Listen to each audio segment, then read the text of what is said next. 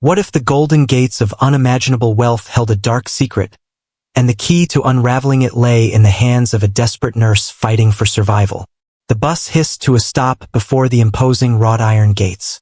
Sarah Davies adjusted her crisp white uniform and took a deep breath, gazing at the mansion that rose majestically at the end of the cobblestone drive. At 28, she'd worked in several city hospitals, but this job was different. The pay was 3 times better than her last position, and she desperately needed it for her mother's mounting medical bills. "Miss Sarah Davies, right?" the security guard asked, checking her ID. "They're expecting you."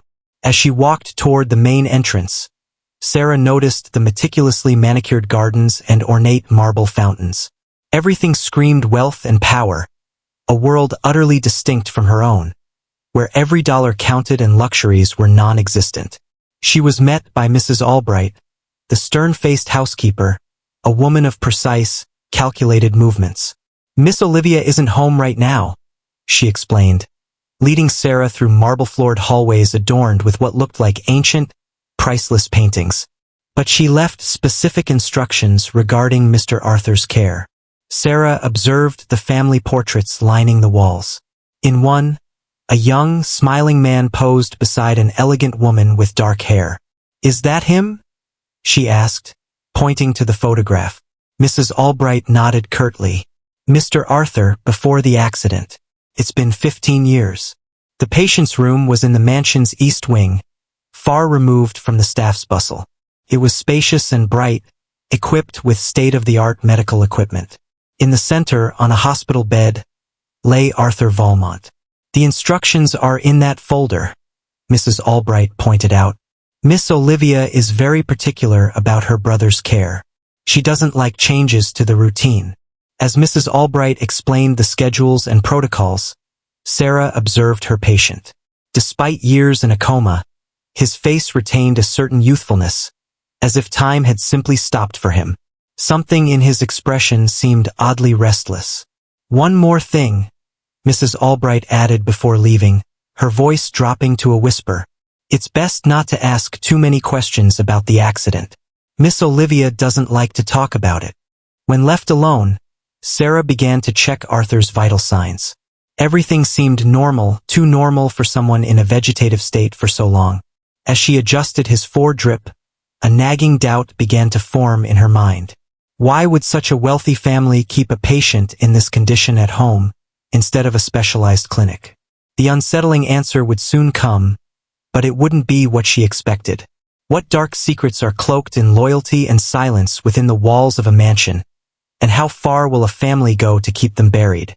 During her first week at Valmont Manor, Sarah began to notice strange patterns in the staff's behavior.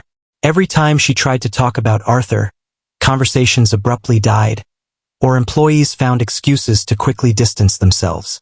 One morning, while having coffee in the sprawling kitchen, she attempted to chat with Maria, one of the oldest housekeepers. What was Mr. Arthur like before the accident? Maria, who was meticulously wiping down a countertop, paused her movements for a moment. He was a good boss," she replied, not meeting Sarah's gaze. "Very generous." "And what exactly happened?" Sarah pressed gently. "The medical file only says car accident, but there are no details." The housekeeper paled. "You shouldn't ask about that," she whispered, nervously glancing towards the door. "These walls have ears in this house." The gardener, Old Man George, also acted strangely. When Sarah found him working near Arthur's window, she tried a casual conversation. "It must be sad to see Mr. Arthur like this after so many years." The elderly gardener gripped his spade tightly. "Miss, there are some things it's better not to know, for your own good." The reactions were always the same: fear, evasion, and suffocating silence. Even the visiting medical personnel seemed uncomfortable. Dr. Miller, who came monthly for routine evaluations, barely exchanged words with her. One afternoon, while checking Arthur's vital signs, Sarah overheard a hushed conversation in the hallway. It was Mrs. Albright speaking to someone in a low voice. "The new nurse asks too many questions," the housekeeper was saying. "Just like the last one. Miss Olivia needs to be informed, A male voice Sarah didn't recognize responded. "You know what happened last time someone started poking around?" Sarah froze, processing the chilling words. What had happened to the previous nurse? In the records, there was no mention of any other nursing staff in recent years. As she changed Arthur's foredrip, she noticed something even more disturbing. His muscles, despite years of being bedridden, didn't show the typical atrophy of a patient in a prolonged vegetative state. He was too well preserved. A sudden noise startled her. Mrs. Albright was standing in the doorway, observing her with an unreadable expression. "Miss Olivia returns tomorrow," the housekeeper announced, her voice flat. "She wants a detailed report of everything you've observed." "Of course," Sarah responded, keeping her voice neutral. "Is there anything in particular I should include?" "Just the basic data. Vital signs, medication, routines. Nothing more." Mrs. Albright's tone was a clear, unspoken warning. That night, while organizing her notes in the small office adjacent to Arthur's room, Sarah found a crumpled piece of paper tucked behind a file. It was a handwritten note, barely legible. "Patient responds to stimuli. Recommend reducing sedation and beginning stimulation therapy. Current condition appears to be induced rather than..." The rest of the note was torn away. The date was 3 years ago, and the signature was illegible. A cold shiver ran down her spine. Were they intentionally keeping Arthur sedated? Why? She quickly slipped the note into her pocket and looked towards the bed where Arthur slept, seemingly peacefully. For the first time, she didn't see a patient in a coma, but a prisoner in his own home.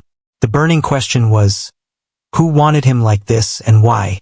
The soft sound of footsteps in the corridor made her quickly return to her tasks. As she pretended to review medical records, a chilling certainty formed in her mind.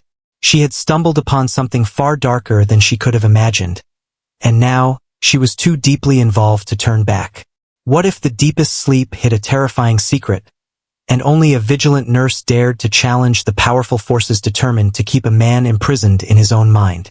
Taking advantage of Olivia's continued absence, Sarah decided to perform a deeper, more thorough assessment of Arthur. She quietly closed the door to his room and began basic neurological response tests. She knew that after 15 years in a vegetative state, any sign of recovery would be agonizingly slow and incredibly complex. "Good morning, Mr. Arthur," she said in a clear, calm voice as she drew back the heavy curtains, letting in the morning light. "Today we're going to do some tests." To her astonishment, she noticed a slight, almost imperceptible tremor in the patient's eyelids. Though the response was minimal, it clearly indicated neurological activity. However, his muscles were still extremely weak, meaning he would need months of intensive therapy to regain basic motor functions. As she applied pressure to his nerve response points, Arthur's fingers moved slightly. It wasn't the typical involuntary twitch of a patient in a deep coma. There was a subtle, almost intentional quality to it. "This can't be a coincidence," she murmured to herself, meticulously taking detailed notes. She reviewed the latest medical reports. All of them simply stated no significant changes. But how was it possible that no one had noticed these responses? The chilling answer came when she checked the medication cart. Among the 4 bags and vitamin bottles, she found vials of a potent sedative. The prescribed dosage was unusually high for a patient in Arthur's condition. "Why are they keeping him so heavily sedated?" she whispered, examining the labels. "With this amount, any attempt to awaken him would be..." A sudden noise in the hallway made her quickly conceal the medication. Mrs. Albright entered with Arthur's liquid lunch, administered through a feeding tube. "Everything in order?" the housekeeper asked, her eyes meticulously scrutinizing the room. "Yes, just routine," Sarah replied casually, trying to keep her voice even. "Though I did notice he responds more than expected to some stimuli." Mrs. Albright tensed visibly, her jaw clenching. "Those are just automatic reflexes. Dr. Miller already explained that." "Of course," Sarah conceded, pressing on. "But shouldn't we try to gradually reduce the sedation? It might benefit his..." "The medications are set by Miss Olivia and the doctor," Mrs. Albright interrupted sharply, her voice taking on a chilling edge. No changes are to be made without their authorization. When Mrs. Albright left, Sarah leaned close to Arthur and spoke in a low voice. Can you hear me? If so, blink once. For several agonizing seconds, nothing happened. Then, slowly, painfully, Arthur's eyelids closed and opened once. Sarah's heart leaped into her throat, a surge of triumph mixed with terror. She wasn't imagining things. Arthur was conscious, trapped in his own body by the sedatives. She spent the next few hours poring over old medical records. In the first few years after the accident, there were reports of rehabilitation attempts and gradual sedative reduction, but 5 years ago, everything changed. Treatments became more conservative, and sedative dosages dramatically increased. The coincidence didn't escape her notice. It was around the time Olivia had seemingly taken full control of her brother's care. I'm going to help you, she promised in a whisper, carefully tucking away the incriminating records. But I need you to be patient. If someone discovers you're waking up. A sudden, sharp cough interrupted her. Dr. Miller stood in the doorway, his expression unreadable, his eyes cold and assessing. Miss Davies, he said, his voice controlled, almost flat. Miss Olivia has just arrived. She wants to see you in her study. Sarah nodded, trying desperately to maintain her composure.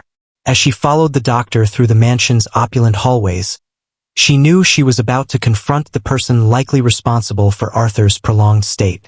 What she didn't know was if she was truly prepared for the devastating consequences of her discoveries. What happens when you expose a family's darkest secret, and the architect of that deception confronts you with chilling threats, revealing the true cost of truth? Olivia's study was an imposing room, with mahogany bookshelves stretching to the ceiling and a privileged view of the meticulously kept gardens. Behind a massive, polished desk, Olivia Valmont watched Sarah with piercing, unwavering eyes. She was younger than Sarah expected, perhaps in her early 40s, impeccably dressed and exuding an undeniable aura of authority. Miss Davies, Olivia said, indicating for Sarah to sit in the plush armchair opposite her. Mrs. Albright tells me you've been very interested in my brother's condition. Her tone was deceptively calm, a velvet glove over an iron fist. It's natural to be interested in my patient, Sarah responded, maintaining a professional, steady tone. I've noticed some responses that suggest we might try new treatments. Olivia smiled, but the smile never quite reached her eyes, remaining cold and predatory. Do you know how many specialists have seen Arthur in these 15 years? The best in New York and abroad. All of them arrived with grand ideas and theories. All of them failed. With all due respect, Miss Valmont, Sarah began, pushing forward. Medicine advances constantly. There are new therapies that could. No. The word cut through the air like a sharp knife, instantly silencing Sarah. We don't need experiments or false hopes. My brother is comfortable and well cared for. That is sufficient. Sarah took a deep breath before continuing, her resolve hardening. In the old records, I found reports of positive responses to sedative reduction. Why was that treatment discontinued? Olivia's face hardened, turning to stone. I see you've been poking around in old files. Did you also find the reports about the seizures, about the pain he suffered when they tried to wake him? I didn't see any records of seizures during that period, Sarah countered, subtly noting the lie in Olivia's eyes. Evidently you haven't reviewed all the files, Olivia said, slowly rising from her seat, her voice dangerously low. But that doesn't matter. Your job, Miss Davies, is to keep Arthur stable and comfortable. Nothing more. And the sedatives? Sarah pressed, knowing she was stepping onto thin ice. The current dosage is prescribed by Dr. Miller, Olivia interrupted, her voice snapping like a whip. Are you questioning our specialist's medical judgment? At that moment, Sarah understood she was in treacherous territory. Olivia's apparent concern was a thin veil, concealing something far darker, something she desperately wanted no one to discover. Of course not, Sarah responded, adopting a submissive tone, masking her true intent. I only want to do my job to the best of my ability. I'm glad you understand, Olivia said, circling the massive desk, a chilling smile playing on her lips, because it would be a shame to have to find another nurse. The previous one had to leave abruptly. The veiled threat hung heavy in the air, cold and unmistakable. Sarah stood, maintaining her composure, her mind racing. Do you need anything else from me, Miss Valmont? Only that you follow the established protocol without deviations. Olivia returned to her seat, her gaze unwavering. You may leave. As she exited the study, Sarah found Dr. Miller in the hallway.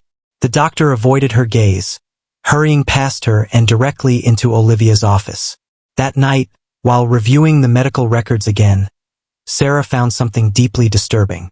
Dr. Miller's signatures on the recent reports were subtly different from those of previous years. As if it's not the same doctor, she murmured, comparing the signatures under a dim light. A desperate plan began to form in her mind. If she wanted to help Arthur, she would need solid proof. And even more importantly, she would need allies. But in a house where the walls had ears and every movement was watched, who could she possibly trust? The unsettling answer would come from the most unexpected source, and with it, the first crucial step towards the truth Olivia Valmont so desperately tried to hide. What happens when a ruthless deception is challenged, and a captive's silent plea becomes the only truth that matters in a house of lies? The day began with palpable tension hanging heavy in the Valmont mansion. Sarah entered Arthur's room to find Olivia already there, meticulously reviewing his medical charts with a critical, unyielding expression. Good morning, Miss Valmont, Sarah greeted, keeping her tone professional as she began her morning routine. I see changes in your observation notes, Olivia said, her voice sharp, not bothering to return the greeting. You're recording possible responses to stimuli. Was our conversation yesterday not clear enough? Sarah continued taking Arthur's vital signs, her movements precise. As a nurse, I'm obligated to record any change in a patient's condition, however minimal. Changes. Olivia let out a dry, dismissive laugh. My brother has been exactly the same for 15 years. What you're seeing are merely involuntary reflexes. With all due respect, Miss Valmont, I've worked with many patients in a vegetative state, Sarah countered, her voice firm. Your brother's movements are different. There are patterns that suggest. Enough! Olivia slammed her palm on the desk, the sharp sound echoing in the spacious room. I don't want to hear any more theories or assumptions. Your job is to keep Arthur stable, not to invent signs of improvement where there are none. As they argued, Sarah noticed Arthur's fingers move ever so slightly, as if responding to their agitated voices. Olivia saw it too. It's the medication, she quickly interjected, her voice tight with forced calm. He needs his dose. The last dose was just 2 hours ago, Sarah replied, her voice filled with alarm. Administering more sedatives now could be dangerous. Olivia's eyes narrowed into cold slits. Are you questioning the established protocol? I'm following basic medical criteria. Any nurse or doctor would confirm that. Dr. Miller established this protocol, Olivia interrupted, her voice cutting. He knows my brother's case better than anyone. Sarah frowned, sensing a forced quality in Olivia's voice. How long has he been working with the family? 5 years, Olivia replied without hesitation. Sarah nodded, but a persistent doubt gnawed at her mind. Later, reviewing old documents, she discovered something unsettling. Before his hire, Dr. Miller had no verifiable medical history. A possible change of identity, altered medical records. Everything indicated that Olivia had placed him there not for his expertise, but for his unwavering loyalty. The same Dr. Miller who signed the reports from 5 years ago? Sarah asked, deciding to take a calculated risk. Because those signatures are quite different from the current ones. Color drained from Olivia's face. For a moment, it looked like she might scream, but instead, she recomposed herself, adopting a chilling, predatory smile. Miss Davies, you're walking on very thin ice, she said, her voice dangerously low. "I suggest you focus on doing your job and stop asking inconvenient questions. I wouldn't want you to lose your job, or something worse." At that very moment, a faint sound came from the bed. Arthur had let out a soft moan, something that, according to the records, hadn't happened in years. Olivia reacted instantly. "Mrs. Albright," she shrieked. "Bring Dr. Miller immediately." "He doesn't need a doctor," Sarah insisted, rushing towards Arthur. "He needs fewer sedatives and more stimulation. He's trying to wake up." "Be quiet," Olivia screamed, shoving Sarah towards the door. "You're fired. Pack your things and leave right now. If I leave, I'll inform the medical authorities about the overmedication and the falsified records," Sarah declared, her voice firm, unwavering. Olivia froze, her eyes wide with a terrifying realization. "Are you threatening me?" "I'm trying to help your brother," Sarah responded, her voice full of conviction. "The question is, why don't you want him to wake up?" The silence that followed was abruptly shattered by the arrival of Dr. Miller, who quickly prepared a syringe with sedatives. "If you administer that dose, Doctor," Sarah warned, her voice tight with desperation, "I'll report your medical negligence too." The doctor looked at Olivia, who nodded curtly. "Do it," she ordered, her voice cold and merciless. As she watched the doctor inject the sedative into Arthur's fore, Sarah knew she had crossed a point of no return. The war for the truth had just begun, and there was no going back. What happens when a hidden spark of consciousness fuels a desperate fight for freedom, and a determined nurse risks everything to break a man out of his gilded prison? Despite the veiled threat of dismissal, Sarah stood firm in her resolve. Dr. Miller had left, and Olivia had retreated to her study, leaving Sarah alone with Arthur once more. "This was your chance, Mr. Arthur," she whispered, leaning close to his ear. "If you can hear me, I'm going to help you, but I need you to give me a sign. Any sign." She pulled a small music player from her pocket. During her earlier investigations, she'd found notes about Arthur's musical tastes before the accident. He particularly loved classic jazz. She connected a small earbud to Arthur's ear, and the soulful strains of "What a Wonderful World" began to play. She watched his face intently, searching for the slightest reaction. At first, there was none, but after a few minutes, his fingers began to twitch subtly to the rhythm of the music. It wasn't a random movement. It followed the beat.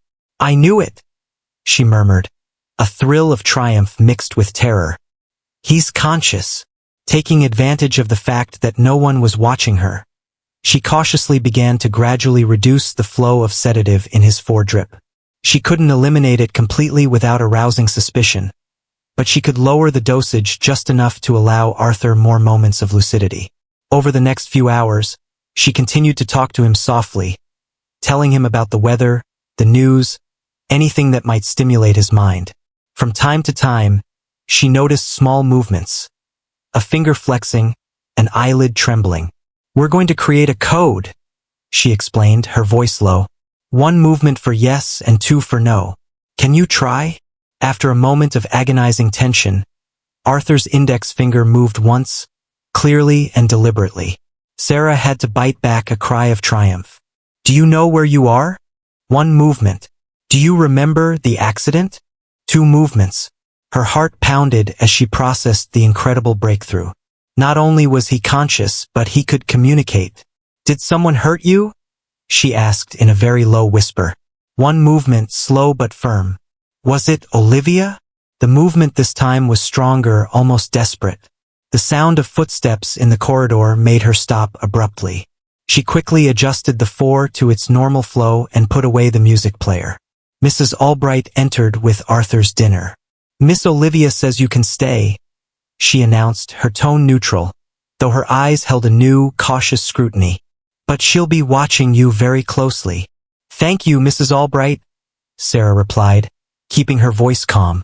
"I just want to do my job." When the housekeeper left, Sarah leaned close to Arthur again. "Don't worry," she whispered. "I'm going to uncover the truth, but you have to be patient and careful. If Olivia suspects you're waking up, a subtle movement of understanding from Arthur. That night, as she updated Arthur's medical records, carefully omitting his true progress, Sarah began to plan her next step. She needed concrete proof of the medical malpractice and, more importantly, she needed to understand why Olivia wanted to keep her brother in this horrific state. What she didn't know was that Olivia had already begun to move her own pieces, and the battle for the truth was about to become far more dangerous. In the quiet darkness of the room, Arthur moved his fingers again, this time forming a specific pattern. Sarah watched him intently, trying to decipher if it was random or if he was trying to tell her something more. The silent war for Arthur Valmont's life had just begun. What happens when a desperate battle for truth brings forth an unexpected ally, and the fragile hope of justice hangs by a single, courageous voice? The morning began with an emergency meeting, an immediate summons to Olivia's study. Dr. Miller, Mrs. Albright, and two men Sarah didn't recognize were already there when she was called in. The situation has become untenable, Olivia declared, standing rigidly by her massive desk. Her voice was cold, sharp. Your presence is disrupting the peace of this house and my brother's well-being. Mr. Valmont's vital signs have improved, Sarah countered, pulling out her carefully documented notes. If you'll allow me to show you. I'm not interested in your notes, Olivia interrupted, cutting her off mid-sentence. Dr. Miller has informed me of disturbing changes in my brother's condition. He's having episodes of agitation. Dr. Miller cleared his throat, avoiding Sarah's gaze. The brain activity levels are unsettling, he added, his voice flat. I suggest increasing the sedation. Unsettling? Sarah couldn't contain her indignation. These are signs of improvement. Doctor, you know this is medical negligence. One of the unknown men stepped forward, his suit tailored, his expression menacing. Miss Davies, I am the Valmont family's attorney. I suggest you mind your accusations. Sarah looked to Mrs. Albright for support, but the housekeeper kept her gaze fixed on the floor, her face unreadable. Only then did Sarah notice the second man, built like a bodyguard, standing silently by the door. You have 1 hour to collect your belongings, Olivia announced, her voice chillingly calm. Jorge will escort you out. And if I refuse? Sarah challenged, her voice trembling but resolute. What if I decide to take this to the authorities? The attorney smiled coldly, a predatory gleam in his eyes. With what proof? All medical records are in order, signed by a certified physician. It's your word against ours.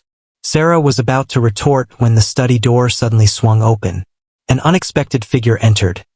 Dr. Hayes, the family doctor who occasionally visited the mansion. A man in his late 60s with kind, perceptive eyes. Pardon the interruption, the elderly doctor said calmly. But I believe it's time we talked. Olivia's face paled, her composure cracking. Dr. Hayes, this is a private meeting. A meeting about my patient, he responded, his voice unwavering. I'm still the Valmont family's physician, am I not? Dr. Miller is the one who, Olivia began, but Dr. Hayes interrupted her gently. Dr. Miller, I believe, he said, his gaze sweeping over the room, was not the physician attending to Arthur when I had to take a sabbatical 5 years ago. Or am I mistaken? A tense silence filled the room. Sarah watched as Olivia and the attorney exchanged nervous glances. I've been monitoring the situation from afar, Dr. Hayes continued, his voice gaining quiet authority. And Miss Davies's reports align perfectly with my suspicions from years ago. Arthur is waking up, and this time, I have all the necessary documentation to prove it. Are you threatening me? Olivia asked, her voice trembling slightly, her eyes wide with fear. I am protecting my patient, Dr. Hayes responded, his voice firm. And Miss Davies stays unless you wish to explain to the authorities why there have been 3 changes in medical personnel in 5 years, each nurse seemingly disappearing when they grew too curious. Sarah held her breath as Olivia, trapped, considered her options. Finally, the woman nodded curtly, defeat etched on her face. Fine, she said, her voice cold as ice. She can stay. But I warn both of you, You are playing a very dangerous game. As they exited the study, Dr. Hayes took Sarah's arm. Be careful, he whispered, his voice low. There's more at stake than you can imagine. He glanced back at the closed study door. I'll find you tomorrow to show you something important.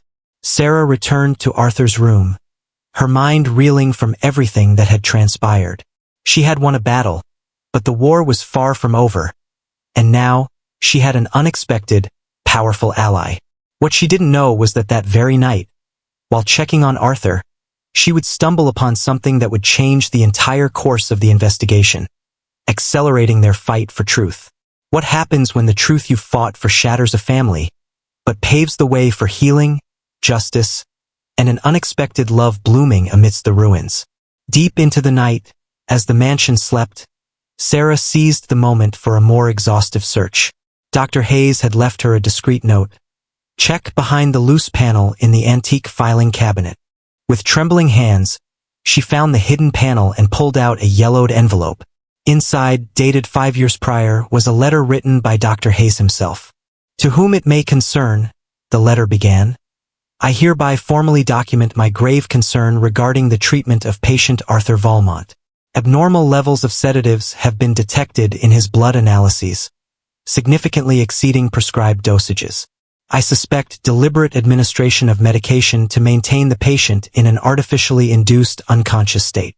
Sarah continued reading, her heart pounding faster with each line. The letter detailed a series of alarming irregularities. Changed prescriptions, altered lab results, medical staff dismissed without explanation. Did you find what you were looking for?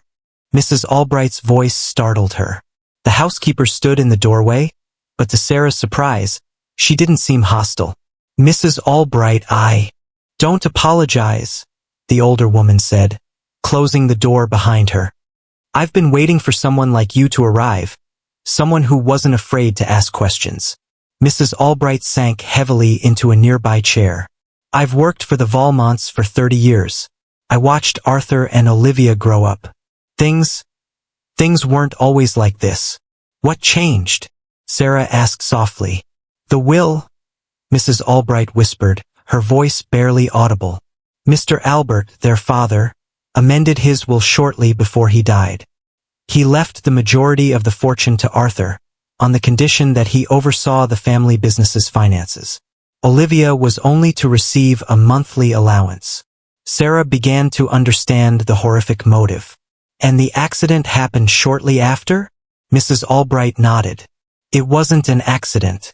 I found empty vials in Arthur's room, pills crushed into his food. For months, when he finally collapsed, Olivia took complete control of everything. Why didn't you say anything? Sarah demanded, her voice tight with disbelief. To whom? Olivia had built a web of power that allowed her to control the situation. Mrs. Albright explained, her voice bitter. For the first few years, she used her influence to obtain a false medical report declaring Arthur unfit for aggressive treatments. And she'd placed trusted people in key positions within the company, ensuring no one questioned her decisions. Over time, the routine became set. Arthur remained in the mansion under the supervision of doctors who depended financially on Olivia. Any attempt to investigate his condition was blocked with official documents, legal manipulations, and veiled threats. A faint noise in the hallway silenced them. Footsteps approached. Hide the letter, Mrs. Albright whispered urgently. I'll give you more proof tomorrow. There's a safe in. The door burst open. It was the security guard, Jorge. Miss Olivia requires your presence, Mrs. Albright, he said, his tone severe. Mrs. Albright stood, giving Sarah one last meaningful look. Continue with your rounds, child. And remember, these walls have ears. When left alone, Sarah looked at Arthur. In the dim light, she could have sworn a tear rolled down his cheek. Don't worry, she whispered, gently squeezing his hand. We have proof now and allies. Arthur's fingers moved slightly, as if trying to cling to that promise of justice. But somewhere else in the mansion, Olivia Valmont was interrogating Mrs. Albright, and time was rapidly running out. What happens when a hidden consciousness finally breaks free, exposing a ruthless criminal and charting an arduous path towards a second chance at life and love. The early morning in Valmont Manor brought a crucial breakthrough.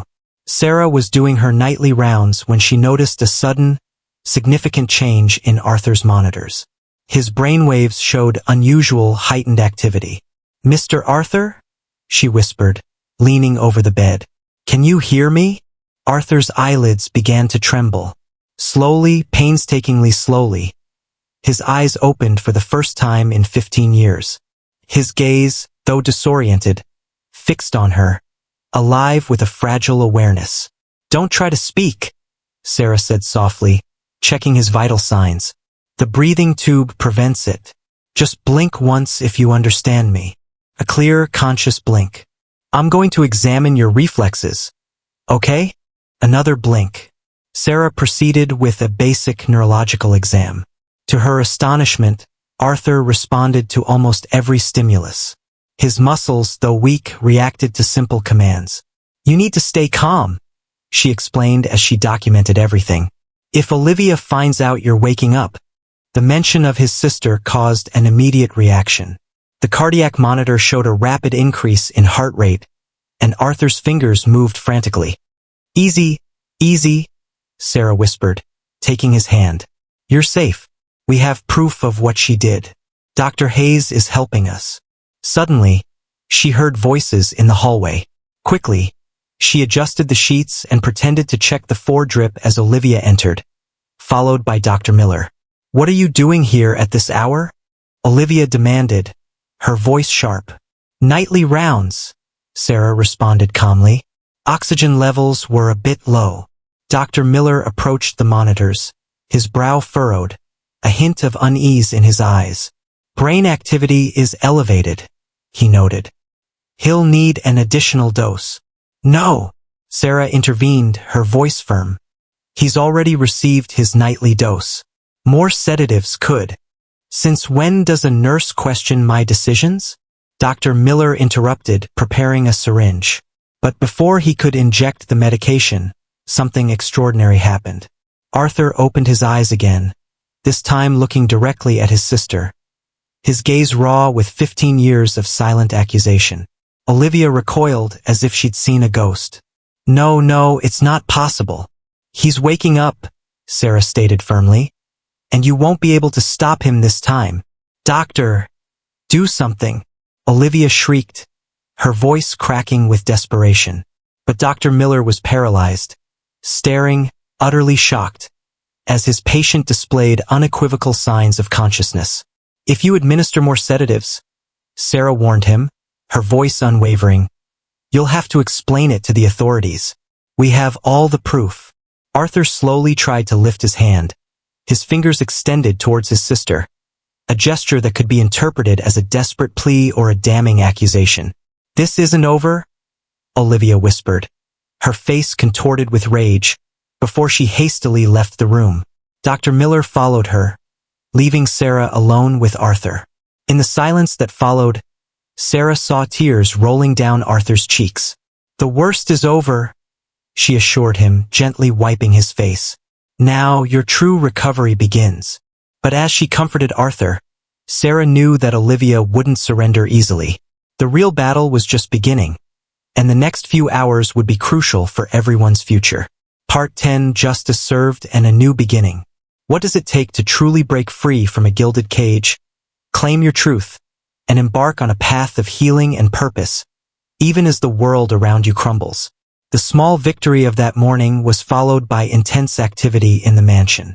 Dr. Hayes arrived early, accompanied by a specialist neurologist who had been quietly following the case from afar. "The records you found confirm our suspicions," Dr. Hayes explained to Sarah as they examined Arthur. "It wasn't a car accident. It was systematic poisoning." The neurologist, Dr. Anya Sharma, reviewed the old analyses. "These blood samples reveal toxic levels of various compounds," she explained. "Some are common sedatives, but others, they're substances that gradually damage the nervous system, administered in small doses for months, perhaps years." Arthur, now more conscious, though still with the breathing tube, followed the conversation with alert eyes. Dr. Sharma addressed him directly. Mr. Valmont, do you remember feeling symptoms before the supposed accident? Dizziness, weakness, confusion. A single affirmative blink. Did you suspect anyone? Another blink. Olivia wasn't acting alone.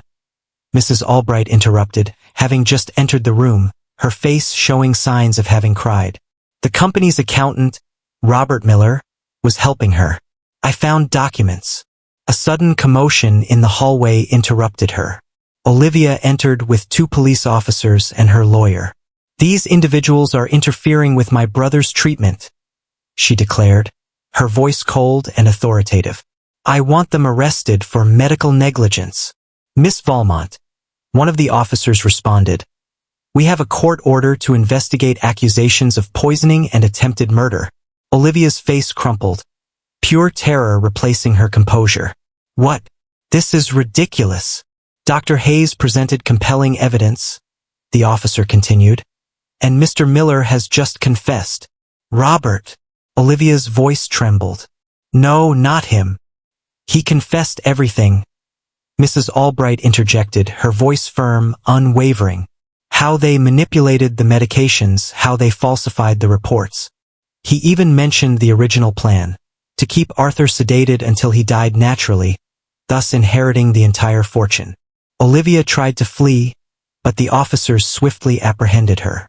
As they handcuffed her, she looked at her brother, her eyes filled with a terrifying mix of rage and desperation. It all should have been mine, she shrieked.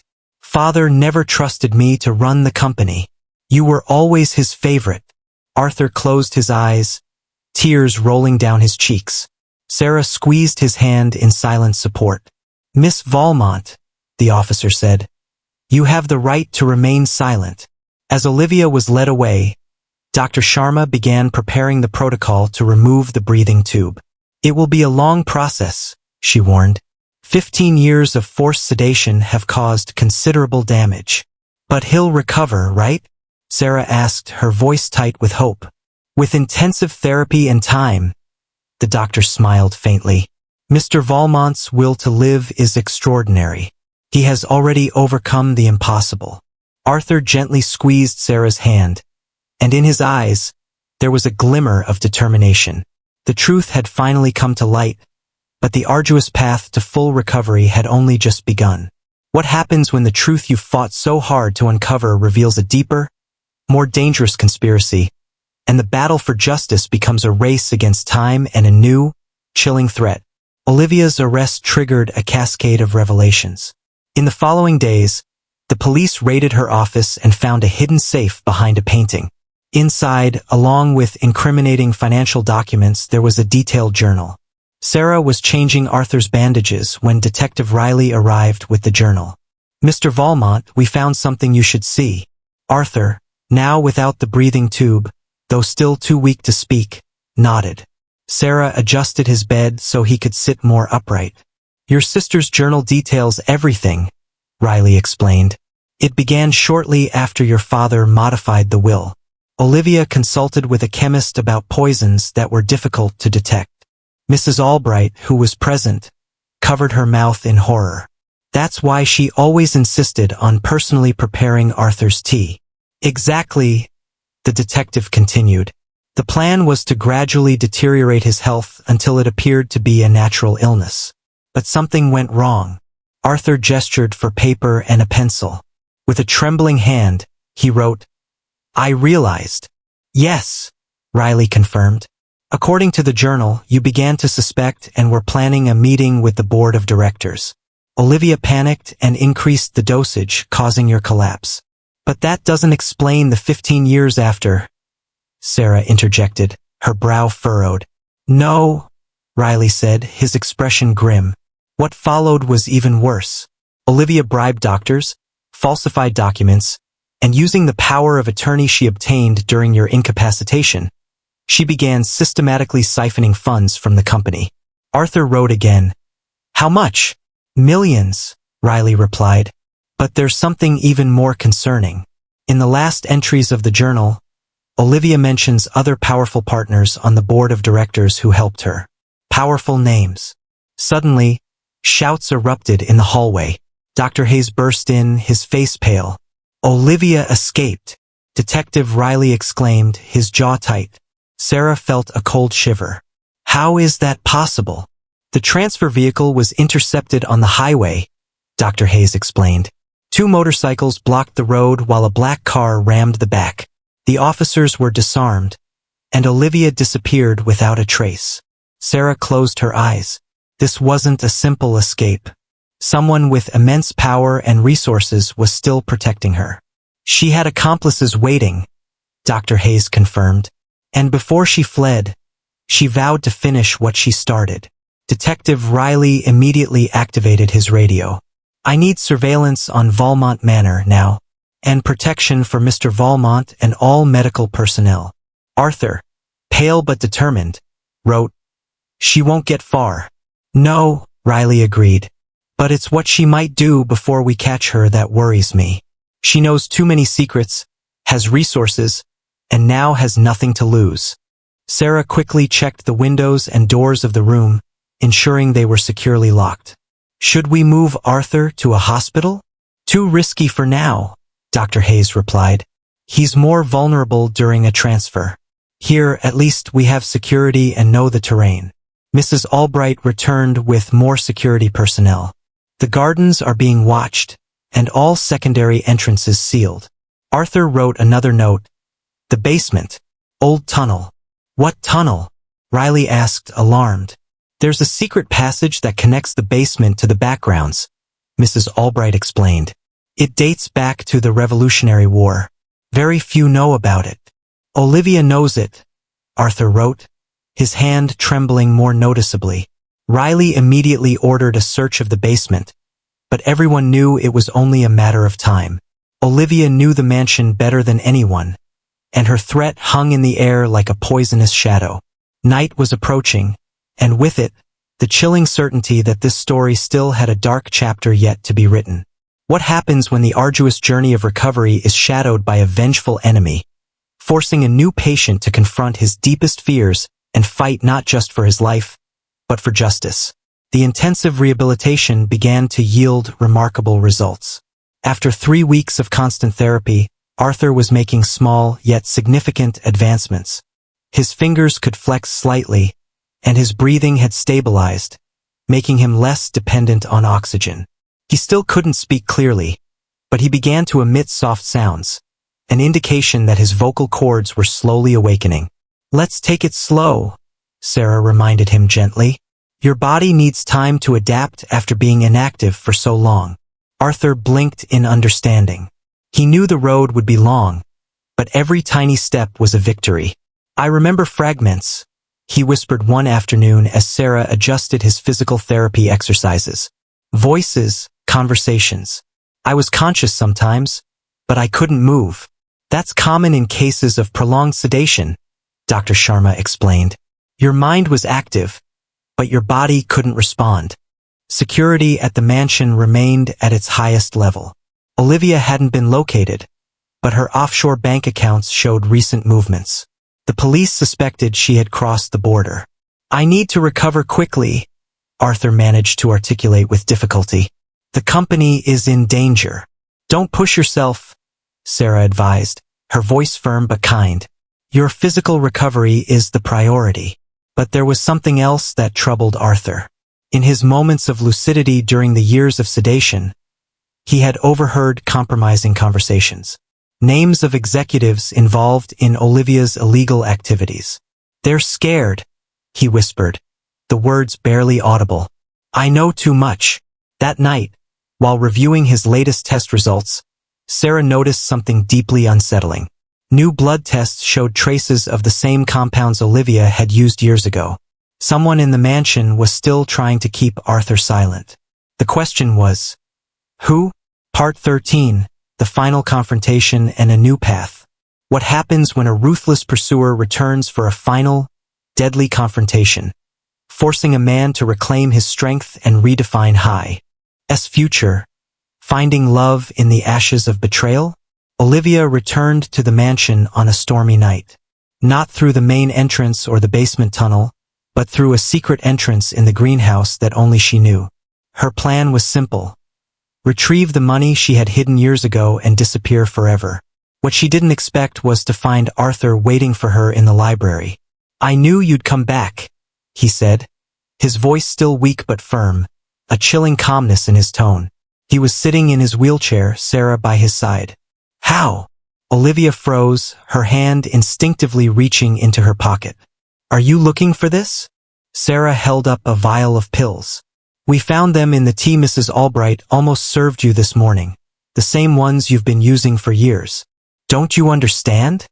Olivia said, her composure crumbling, her voice laced with desperate rage. "It wasn't just about the money.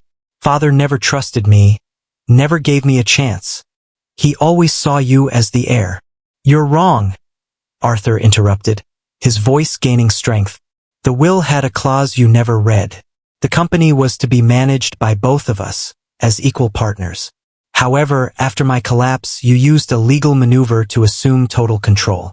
I found the documents in the vault. A forged signature, a bribed notary, and a manipulated court order to make me seem mentally incapacitated." Arthur paused, his gaze hardening.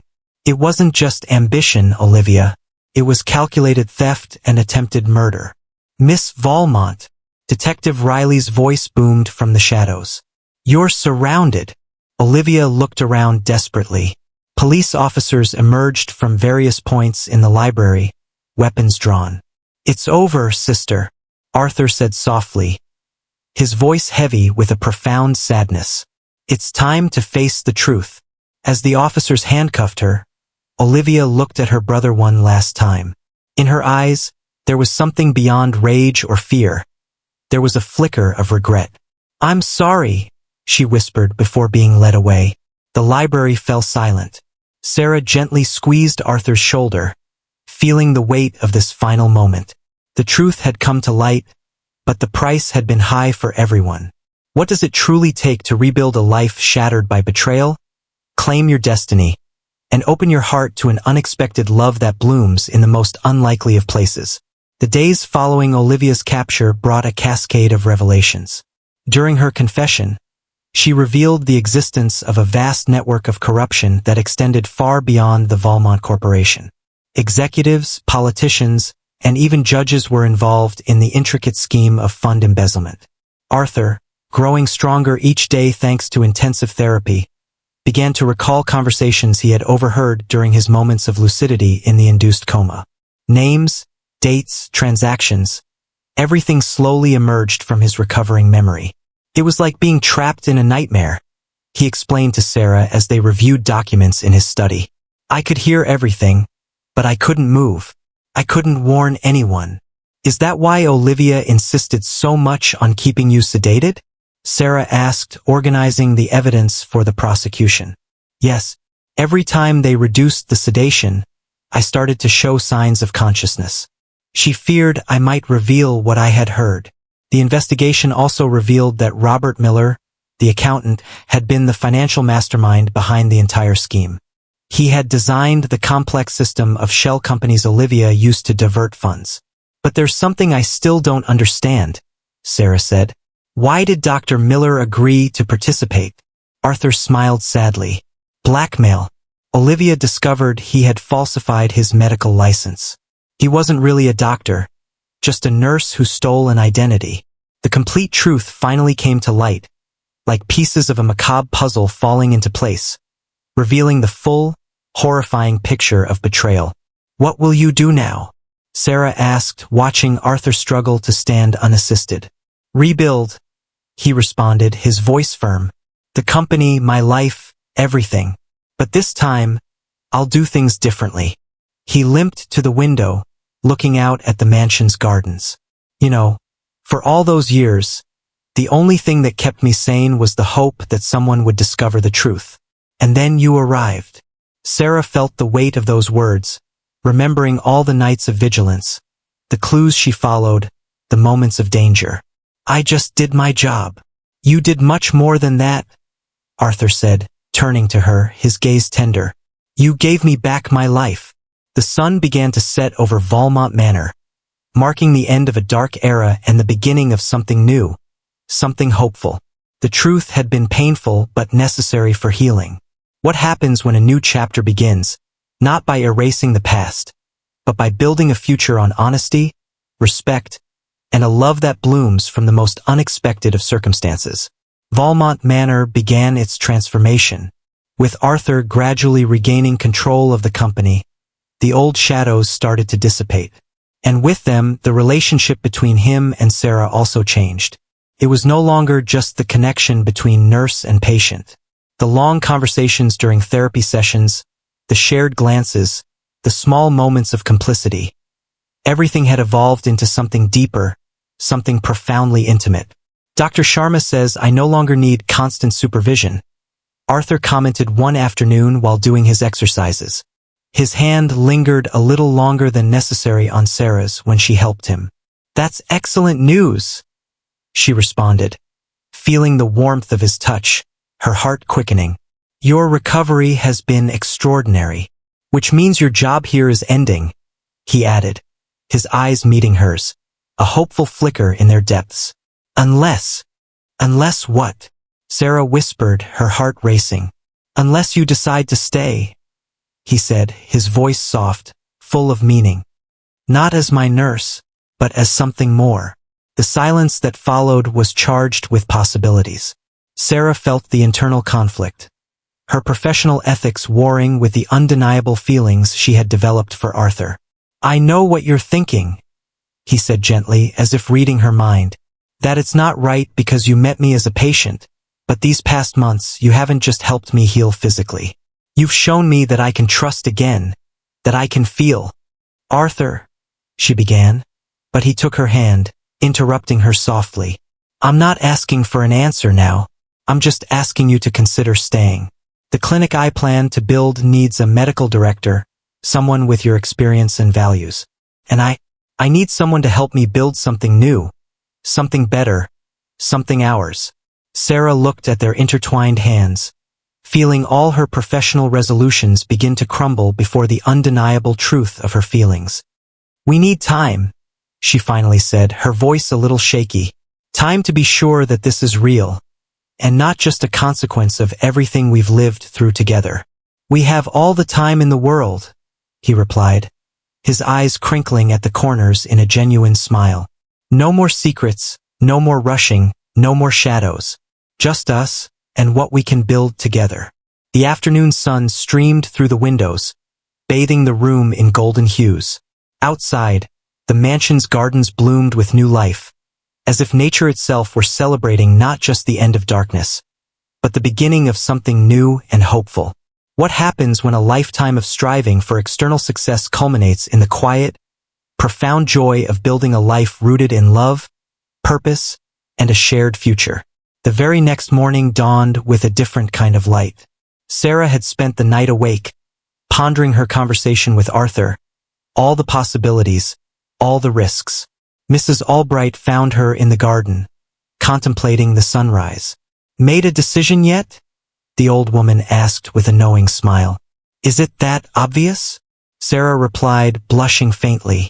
Child, I've been in this house for 30 years. I've seen how you two look at each other. It's the kind of look that only exists when something is truly real. Arthur found them there, expertly maneuvering his wheelchair. Good morning, he greeted, his eyes immediately seeking Sarah's. I'll leave you two alone, Mrs. Albright said discreetly, moving away. I thought you'd be leaving today, he commented, drawing closer. I thought so too, she responded, turning to face him. But all night I kept remembering something you told me when you woke up. What was that? That throughout all those years in the coma, the only thing that kept you sane was hope. And I realized that now, I have my own hope. Arthur took her hand, intertwining their fingers. And what is it? The hope of building something new. Not just the clinic, not just a new chapter for Valmont Manor, but something ours. Arthur's face lit up with a smile Sarah had never seen before.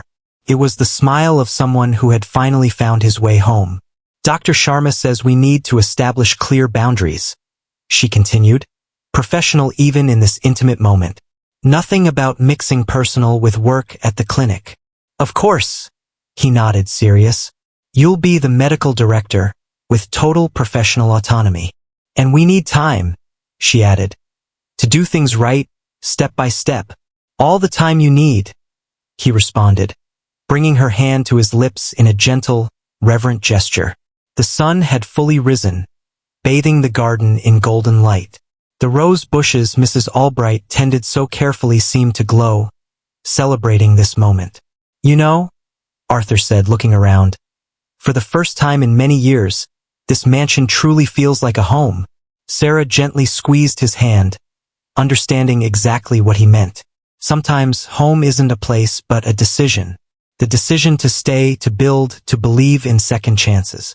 And as the staff began their daily routines, as the birds sang in the trees and the mansion awoke to a new day, two people who had traversed darkness together decided to begin their own chapter, one filled with light and hope.